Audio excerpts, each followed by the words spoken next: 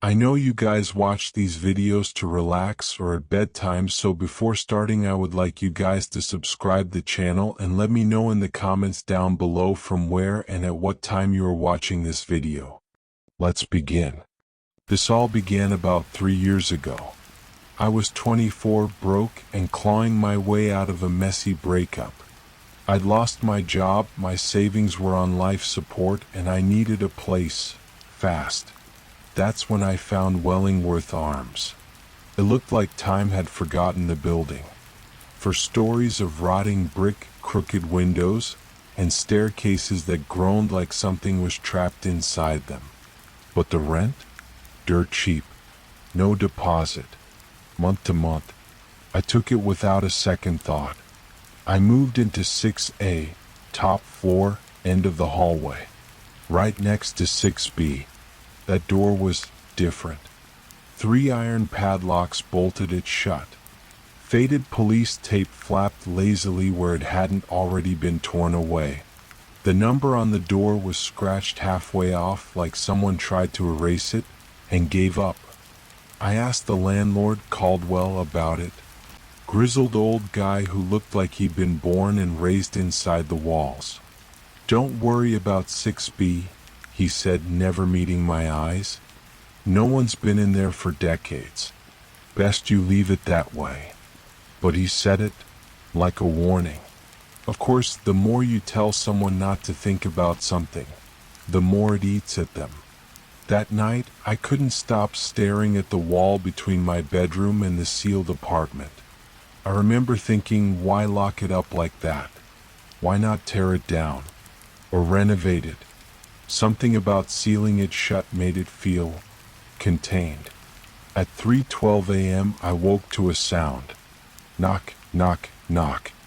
3 slow, deliberate taps. From the wall. I sat up, heart pounding. Tried to tell myself it was the plumbing. The building settling. Whatever. Then came the voice. "Hello? Are you there?" A girl's voice. Soft.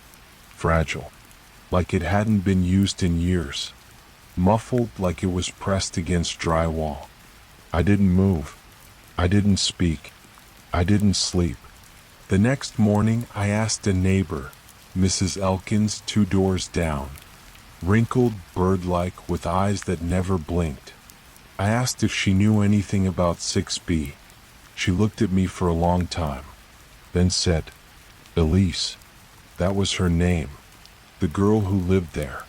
Quiet, polite, too polite. She'd knock on the walls at night. Said the shadows came closer when she slept. Said she needed someone to know she was still there. Then one day, she stopped knocking. They found blood, lots of it, but no body. Just the closet door, shut from the inside, folded clothes, and scratches. She whispered the last word like it was sacred. I asked why the door hadn't been opened since. She just said, "Some doors don't want to be opened again." That night the knocking returned. 3:12 a.m. on the dot. But this time it was louder. Knock, knock, knock. Then, "Please, I'm so cold, don't leave me alone again." I should have moved out right then. I know that now, but I didn't. Instead, I did something worse. I started talking back. It was harmless at first. Just little whispers like, "I hear you. You're not alone." I don't know what made me do it. Curiosity? Pity? Or maybe it was the voice. There was something magnetic about it. It didn't sound threatening. It sounded lonely. Each night she told me more. "I can't move. They locked me in the dark, in the cold, in the floor.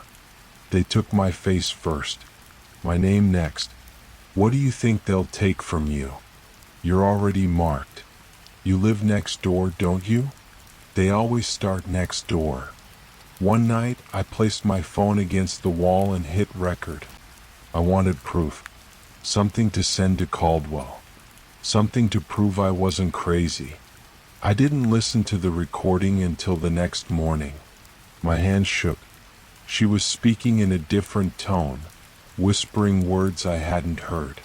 Latin, maybe, or something older. And then she said, clear as day, I see you when you sleep. I see your bones under your skin. You won't leave. You're mine now. The recording ended with scraping, like nails against wood. No, not nails. I confronted Caldwell, pushed him until he broke. He told me the police had sealed off the unit after Elise's disappearance. They believed she'd been taken or killed or lost her mind. The closet was found locked from the inside, scratched to hell. But no body, no explanation. She's not in the room, Caldwell said, voice trembling. She's under it. They say she was trying to crawl through the floor when she died, like something below was calling her. But the real reason we locked 6B? Because people who listen to her don't stay people for long. That night I heard more than just knocking. I heard breathing. From my closet. Shallow. What? Hungry. When I opened the door, nothing was there. But the wood inside was damp, like breath had been fogging it up from within, and scratched into the back wall of the closet in jagged letters. You live in my room now. I didn't sleep. I didn't blink. I packed and ran. I moved across town. Far away. New building. New life. But 3 days ago, 3:12 a.m., knock, knock, knock, on the wall of my new bedroom. I froze. My blood turned to ice. And the voice, the same voice, whispered, I found you. You answered me. So now, you stay. Forever. If you're watching this, and you hear 3 knocks tonight, don't answer. Even silence is a kind of invitation. Let's move on to the next one. This started 2 months ago. I work late shifts at a tech repair shop. Fixing phones, tablets, the occasional laptop is boring but peaceful. One night, about 15 minutes before closing, a man walked in, drenched from the rain, but up. No eye contact. He placed a single item on the counter. An old flip phone. Black. Scuffed to hell. Battery cover missing. Didn't say a word. Just tapped a note card next to it and walked out. No name. No receipt. Just one sentence on the card, written in shaky block letters. Don't answer if it rings. I should have ignored it, tossed it in the lost and found. But curiosity, it's a hell of a drug. So I charged it up. It took forever to boot, like the phone was fighting back. But when it came on, I noticed something strange. No contacts, no messages, no photos, nothing, except one voicemail. Timestamp, March 3rd, 2009, 16 years ago. But here's the thing. This phone model wasn't even released until 2011. Still, I hit play. The audio was muffled, filled with static and breathing. Then a voice, female, whispering, he's behind the door. I locked it. I think he's in the wires now. If anyone finds this, don't let it ring. The message cut off. No click. Just this wet, gurgling sound like someone drowning in slow motion. And then, the phone rang. My heart jumped out of my chest. The screen flashed. Call from unknown. The ringtone wasn't a normal one. It was this distorted, glitched lullaby, like a child's mobile burning in a fire. I didn't answer. I let it ring. It stopped after 13 seconds. Then, a new voicemail appeared. I played it. More static. Then the same voice, but now urgent. Panicked. You didn't answer. He doesn't like when they answer the first time, but he'll call again. And when you do pick up, he's inside, and you'll never hang up. I shut the phone off, took the battery out. But when I got home that night, my own phone rang. Blocked number. Same ringtone. I didn't answer. Next morning, another voicemail was waiting on the flip phone. The voice was weaker this time. Slower. Like it was coming from farther away. I'm in the dark now. No doors.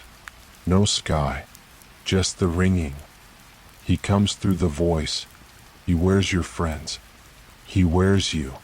The call never ends, even after you stop breathing. I tossed the phone in a locked drawer. But over the next few days, my own phone kept ringing. Same time, 3:33 a.m. Same ringtone. Same blocked number. I stopped sleeping. I unplugged every device. I even threw the flip phone into a river. Didn't matter. One night I caved. I answered, and immediately the line went dead.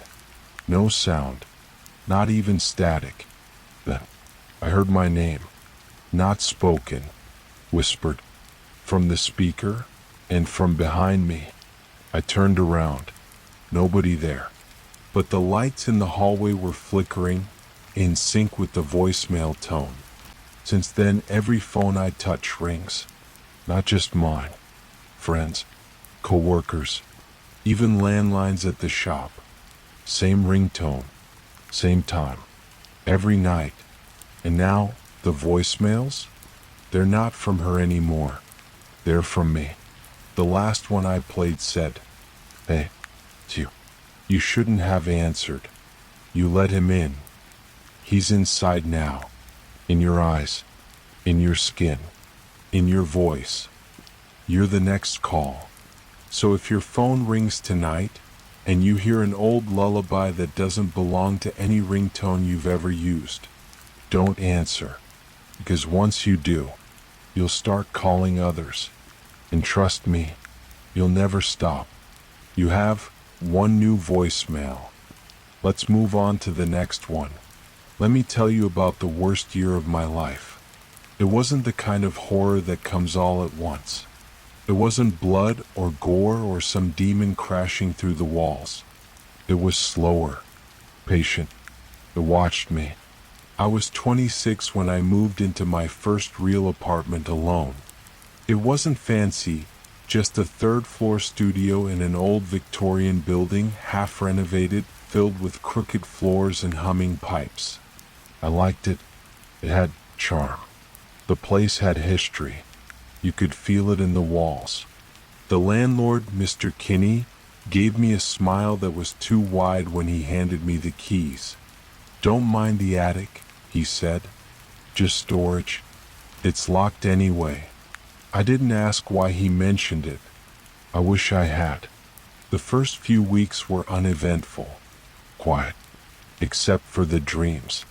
Every night, I'd wake up around 3 a.m. from the same image, a man standing at the foot of my bed, not moving, not speaking, just staring.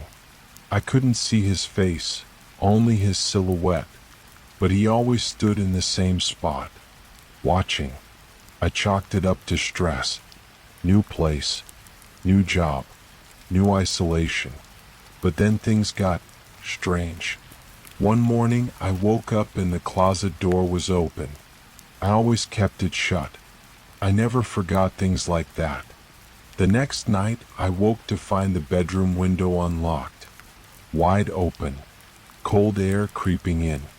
I started locking everything. Door, windows, even the bathroom.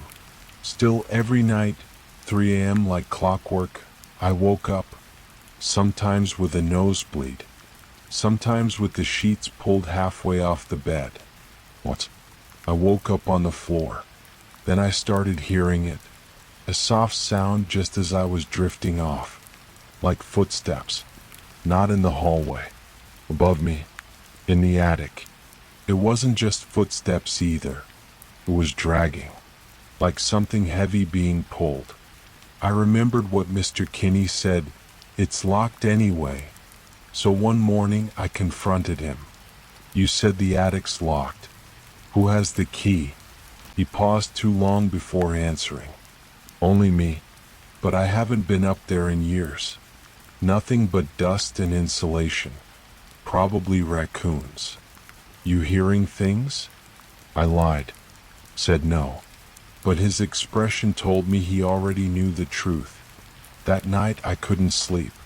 I lay in bed, eyes fixed on the ceiling, listening. Soft thuds.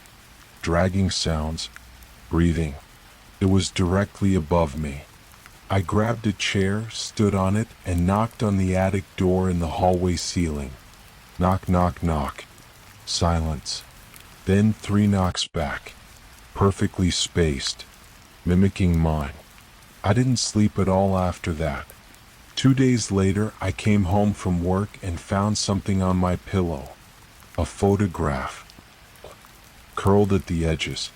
Faded from time. It showed my bed. From the ceiling's perspective. As if it had been taken from the attic, looking through the floorboards. And there I was, sleeping. In the photo, something else was in the room with me. A man. Thin. Tall.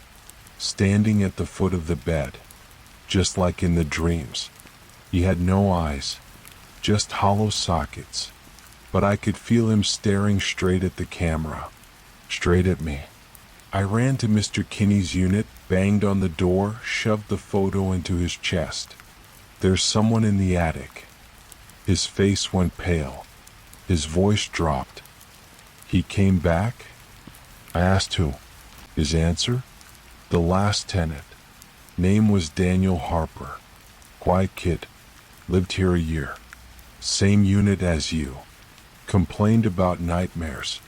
Said someone was watching him. Taking things. Leaving photos. One night he vanished. No signs of a break-in. The police thought he ran. But he hesitated. I heard footsteps in the attic for a week after he disappeared. Then they stopped. I should have moved out. Should have grabbed a bag and left everything behind. But I stayed. Because something about that attic. I had to see. I convinced Mr. Kinney to give me the key. He warned me. If you go up there, you might not come back down the same. That night I waited. At exactly 3 a.m., I climbed the ladder, flashlight in one hand, key in the other. The lock clicked open too easily. The door groaned. The air hit me like ice, thick with dust and something else. Something dead. The attic was mostly empty. Just wooden beams, cobwebs, old furniture draped in sheets. And in the far corner, a mattress, stained, torn. Surrounded by dozens of photographs. All of me, sleeping. Different nights. Different clothes. Different angles. Whoever, or whatever, was up here had been watching for weeks. That's when I noticed the hole in the floor. Right above my bed. A narrow slit between the boards. I looked down. I could see my blankets, my pillow. Then, I saw a pair of feet. Standing next to my bed. I screamed, fell backward, dropped the flashlight. It rolled across the attic, lighting up the far wall. And that's when I saw him. Daniel Harper, or what was left of him. Skin like wax, lips sewn shut, hollow black eyes. Standing, watching. He tilted his head, and I heard his voice, not through the air, but inside my mind. "You sleep in my room now." I ran. I don't remember going down the ladder. I don't remember unlocking the door. I just remember locking myself in the bathroom and staying there until daylight. I moved out that week. But ever since, I wake up every night. Same time. 3 a.m. I lie still. I don't move. I don't breathe. Because sometimes I feel it, a presence, at the foot of the bed, watching, And every once in a while, I find a photograph, clean, taken that night. And in every photo, I'm not alone. If you ever move into an old place, check the ceiling. Sometimes, the attic is watching you. Let's move on to the next one. They say hotels are temporary places, a place to rest, recharge, escape. But some rooms aren't meant for people. Some rooms don't want to let you go. This happened a year ago. I was on a work trip, driving cross-country. Exhausted after 10 hours on the road, I stopped at a small roadside hotel just outside a town called Edenbrook. Though nothing about that place felt alive. The hotel was cheap but clean. Beige walls, floral curtains, empty lobby. It was called the Halberd Inn. The front desk clerk looked like he'd been carved out of wax. Didn't smile. Didn't blink much. Just slid me a key card and said, "You're in room 313. Top floor. Elevators to your right." I remember the pause after he said it.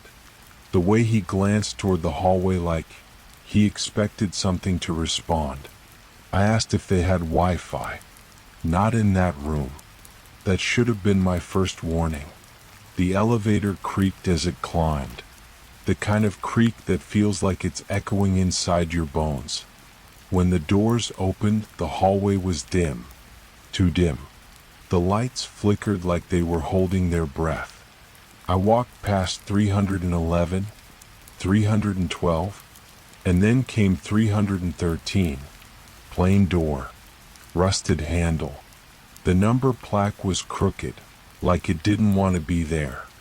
I slid in the key card. The lock clicked. The door opened into a silence so thick, it felt like it had been waiting. The room was cold, stale. The bed was made, lamp dimly lit, curtains drawn tight. I dropped my bags, kicked off my shoes, and flopped onto the bed. I didn't even notice the smell until I lay still. Not rot, not mold, more like old breath. Like someone had been exhaling in there for years and never stopped. I got up to open a window, but there weren't any. The curtains just covered a blank wall, sealed tight. No frame, no hinges, just drywall. That's when I looked at the painting above the bed. It showed a hallway, dim, faded, with identical hotel room doors. But at the very end, in a patch of shadow, there was a figure. Not detailed, not clear, just a tall, dark shape, standing. I looked closer, and I swear, the hallway in the painting was the same as the one outside. That night I couldn't sleep. Every time I closed my eyes, I felt it, like someone was standing just behind the headboard, breathing. At one point I sat up, heart racing. The painting was different. Now the figure was closer, 2 doors closer, and the hallway was darker. I turned the painting around to face the wall. Slept with the light on. Didn't help. At 3:13 a.m. the room phone rang. I jolted up, but when I answered, no one spoke, just breathing. What? Guttural, like lungs filled with water. Then a voice, hoarse, whispered, "Turn around." I did, and the painting, still flipped, was now back on the wall. The figure? Right outside room 313. I didn't sleep the rest of the night.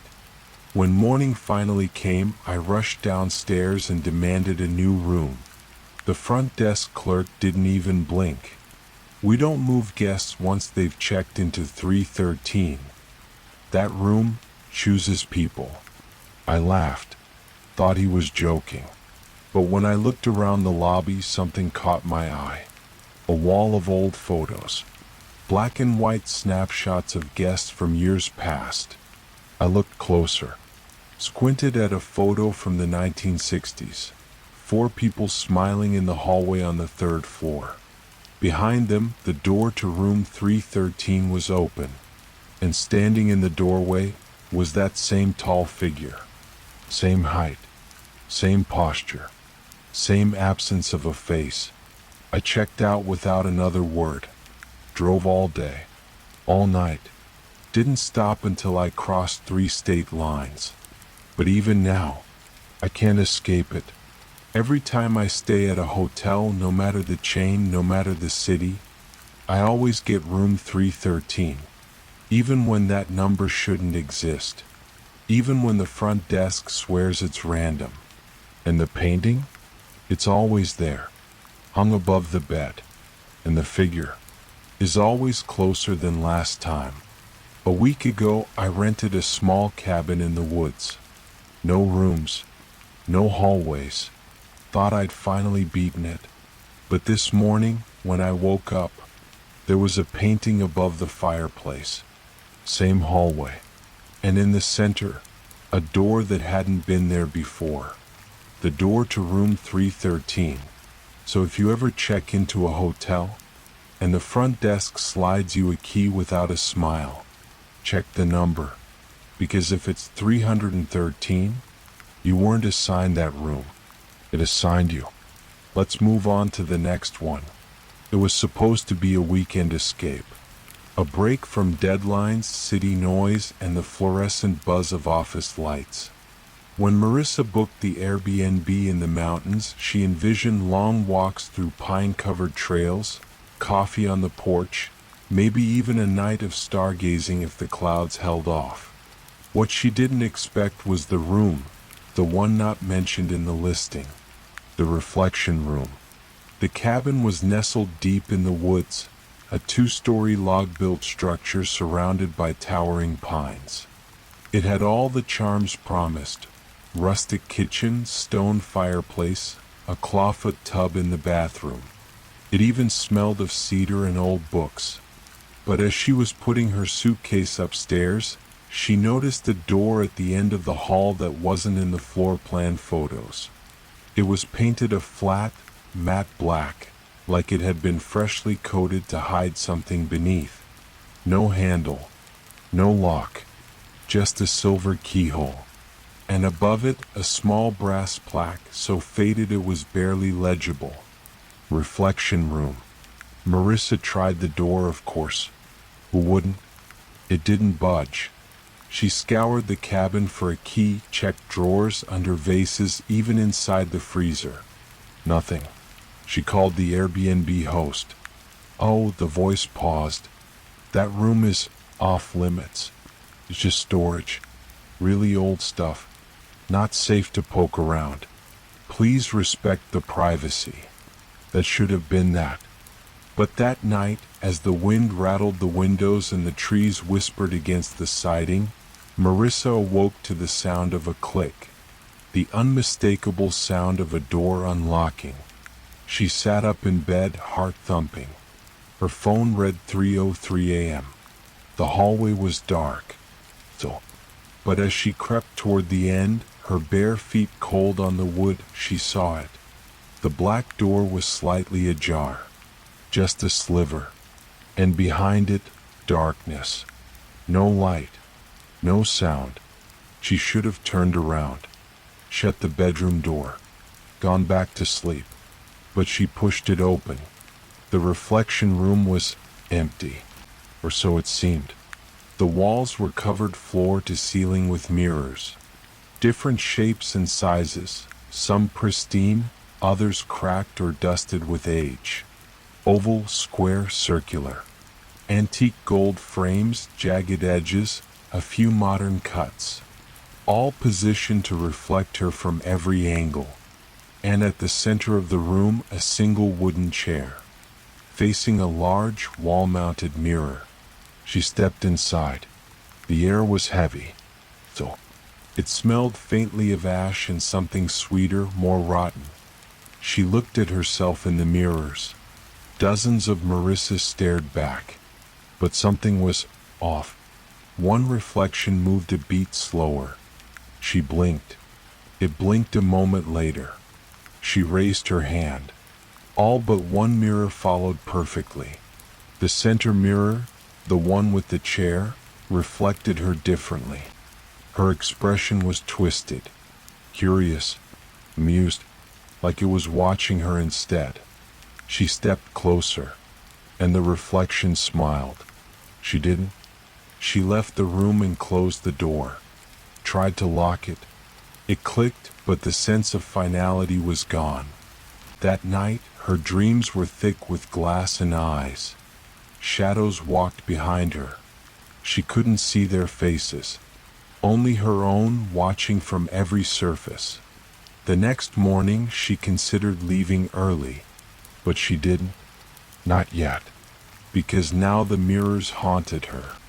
Every time she passed a reflective surface, the bathroom mirror, her phone screen, the glass on the microwave, she saw something subtle. A flicker of movement, a grin too wide, her eyes not quite matching. Her reflection had started lagging, only by a fraction of a second, but it was enough. On the second night, the door was wide open again. This time the chair had moved, closer to the doorway, angled like it was expecting her. She didn't go in. Instead, she took a photo with her phone. But the image was wrong. The chair was there, yes. The mirrors too. But instead of showing reflections of the room, every mirror showed her. In different positions, different clothes. Some crying, some laughing. In one, she was clawing at the glass. In another, her eyes were gone. She deleted the photo. But when she opened her camera roll 5 minutes later, it was back. She finally confronted the host, demanded answers. There was a pause. Then, that room belonged to my sister. It struggled. We had mirrors put in so she could see herself, to remind her what was real. She died in that chair, looking into the mirror, smiling. Marissa asked if it was haunted. No, the host said. Not haunted. Infected. The room copies. But not all reflections want to stay reflections. The call ended. Marissa packed. She was ready to leave. But when she turned to close her suitcase, she saw herself in the mirror above the bed. And her reflection whispered, "Don't leave me here." She drove 3 hours without stopping, checked into a motel, showered, slept with the lights on. But the next morning, when she looked into the bathroom mirror, it was still there. The lag, the smile, the other her. It got worse. The reflections began acting out on their own. One day, her reflection turned away before she did. Another, it stayed frozen in place while she moved. And once, just once, she walked past a mirror and saw her reflection standing still inside it, eyes wide, banging against the other side of the glass, while she kept walking, like she was the one inside. If you ever find a door with no handle, if it has a plaque that says reflection room, don't go in, because not every mirror shows you. Some show something waiting to take your place. And if it smiles when you don't, run. Let's move on to the next one. When the mining company reopened the Black Hollow shaft, people called it cursed. The mine had been sealed in 1907 after a collapse killed 37 workers. The bodies were never recovered. The official reason? Unstable structure. Unsafe for recovery. Unofficially, the town whispered of something far darker buried beneath. But that didn't stop carrying core energy from drilling straight into it 113 years later. When the call came in, I didn't hesitate. As a geological surveyor, I'd worked across oil fields, uranium pits, and glacial caves. The darker the job, the more they paid. This one? Triple rate. Black Hollow was waiting. The facility was a tight operation. 20 workers. A rotating security detail. Every inch monitored by cameras. except the shaft itself. Too deep, too unstable. No signal, just ropes, ladders, and your own courage. They sent me down on day 3. Harnessed, equipped, mic'd up. I descended into the earth on a mechanical lift, slowly swallowed by the dark. The light from above grew smaller until it was just a pinhole. Then nothing, just blackness, like falling into ink. At 600 feet, my floodlight began flickering. At 900 it died. Radio contact cut out soon after. All I had was my breathing, the groan of old rock, and something else. Something deep, rhythmic, not mechanical, not natural, like something breathing from below. I told myself it was pressure, echoes, imagination, but my hand was shaking as I reached the bottom. There was no floor, not really, just a wide plateau of old scaffolding and collapsed debris. Tunnels branched off in unnatural directions. And then, at the very center, something worse.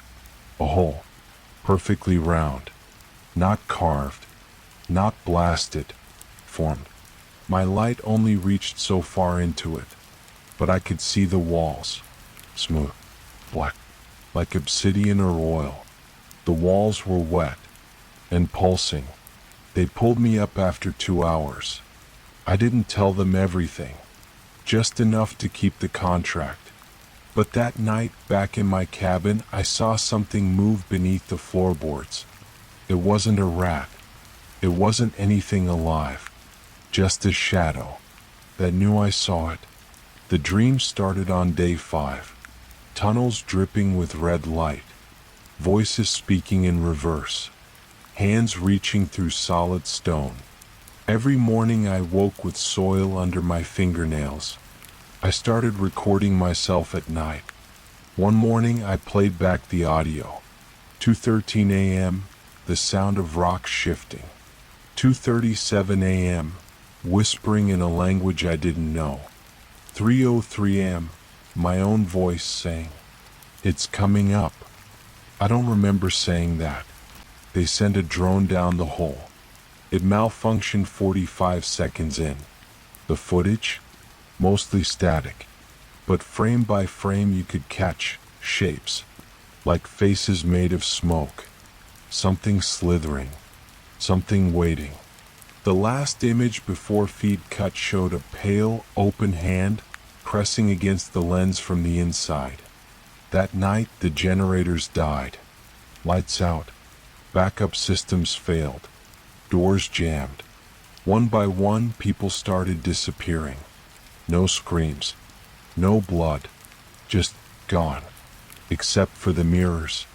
Everyone who vanished left their reflection behind, staring, smiling. I tried to leave. I made it to the truck. Engine turned over, lights came on. But the road had changed. It twisted back on itself. No matter how far I drove, I ended up at the mine entrance again. The sign now read, "You are home." Last night I heard it speaking, not with words, with need. It doesn't want freedom. It wants visitors. It wants to be seen. It wants to wear us, and it's getting closer. If someone finds this log, burn it. Burn the shaft. Seal the town. Do not look into the hole. Do not answer the whispers. And if you see your reflection smile when you don't, run. Let's move on to the next one. In 1999, a broadcast signal was detected in a remote Arctic observatory.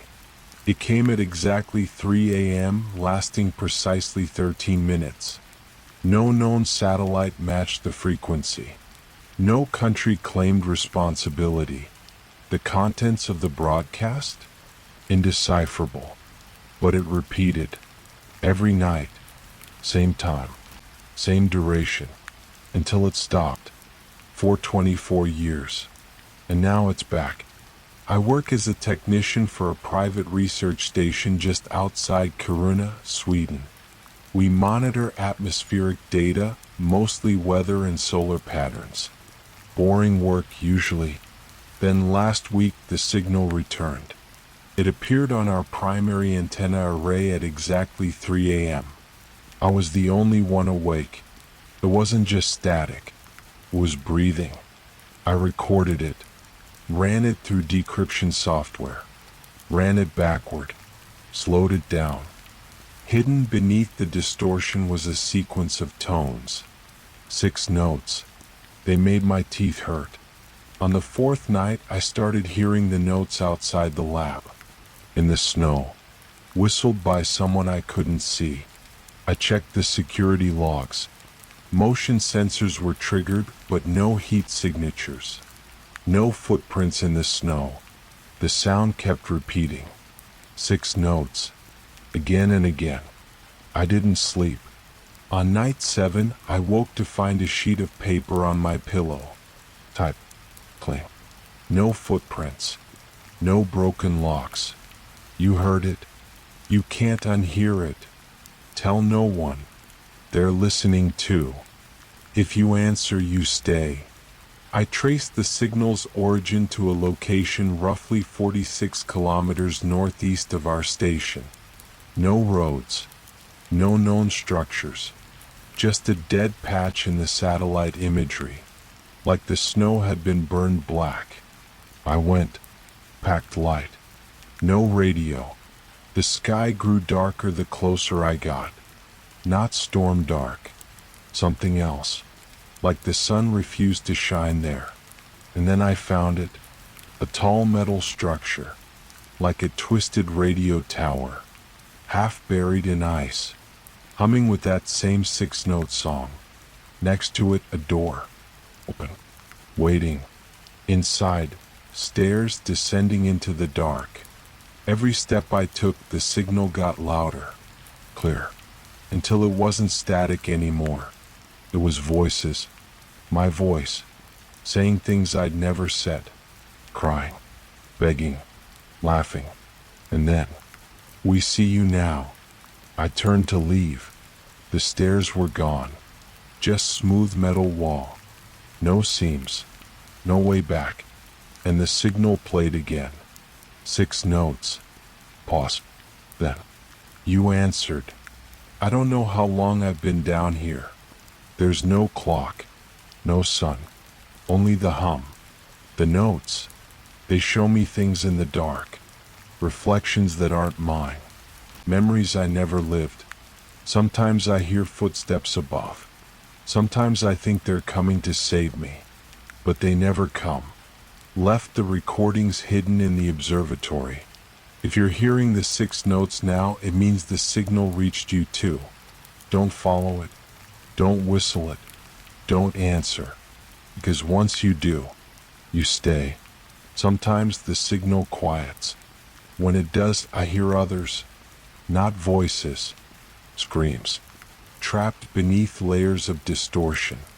Screams that echo my own, as if 1,000 versions of me are crying out from somewhere just out of reach.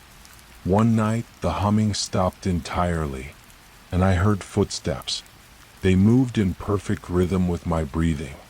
Not approaching, just pacing, waiting. I found a mirror in one of the chambers. Cracked, warped. But it doesn't reflect me. It shows someone else. Someone standing in my cabin. Wearing my face, talking in my voice, living my life. I scream at it, beg, plead, but the image only smiles. And sometimes it waves.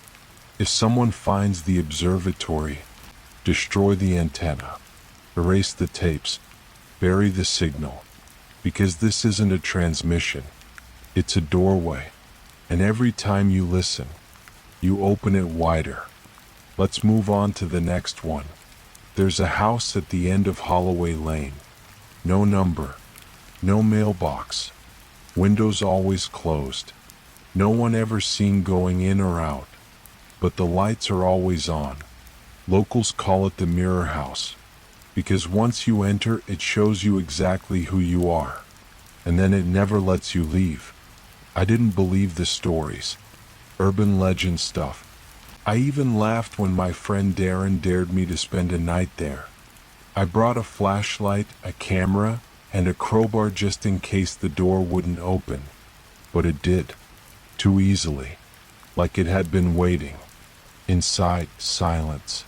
Thus, furniture covered in white sheets. Wallpaper peeling like dry skin. And mirrors. Every wall. Every room. Some cracked. Others polished like glass. They didn't reflect what was in front of them. They reflected what was inside me. I walked past one mirror and saw myself at 6 years old, crying. Another showed me screaming in a hospital bed. One showed me standing over Darren's body, bleeding, not dead, begging. I turned away, but my reflection didn't. The house has no layout that makes sense. The rooms shift. Stairs lead nowhere. Doors open into closets that go on for miles. The mirrors whisper. They say things I've never said aloud. They know things no one should know. I tried to leave. Found the front door again. Opened it. It led to a hallway lined with mirrors.